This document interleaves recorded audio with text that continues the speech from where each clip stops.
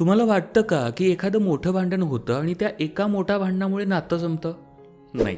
खरं तर नातं कधीच एका दिवसात किंवा एका मोठ्या प्रसंगात संपत नाही. ते हळूहळू संपतं. दररोज थोडं थोडं मरत जातं. जेव्हा तुमचं कोणीतरी मनापासून काही सांगायला येतं, पण तुम्ही बिझी आहे म्हणून त्याचं बोलणं ऐकतच नाही. त्यांना कधी वेळ हवा असतो, कधी प्रेम हवं असतं, तर कधी फक्त मायेची ऊब.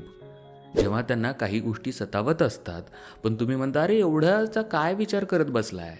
त्यावेळेस ते काहीच बोलत नाहीत, पण आतून थोडं तुटतात.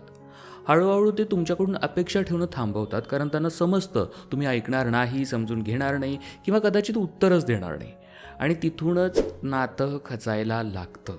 ते संपतं त्या छोट्या क्षणांमध्ये, जेव्हा आपण सतत म्हणतो, "अरे ही तर खूपच छोटी गोष्ट आहे." पण खरं तर त्या गोष्टींचंच एक मोठं ओझं होतं, त्यामुळे नातं तुटतं. पण आपण ते वेळेत ओळखत नाही. शेवटी फक्त शांतता उरते, ना बोलणं, ना भांडण, ना प्रेम, ना अपेक्षा. म्हणून सांगतोय, ज्या गोष्टी तुम्हाला आज छोट्या वाटतात, त्या उद्या तुमचं संपूर्ण नातं संपवू शकतात. त्या गोष्टी आजच लक्षात घ्या, त्या दुरुस्त करा.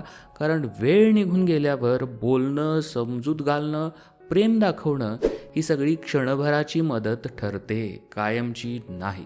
तुमच्या नात्यामध्ये असे काही प्रॉब्लेम्स येत असतील, सल्ला घ्यायचा असेल तर माझ्या पेड काउन्सिलिंग कॉल बुक करू शकता.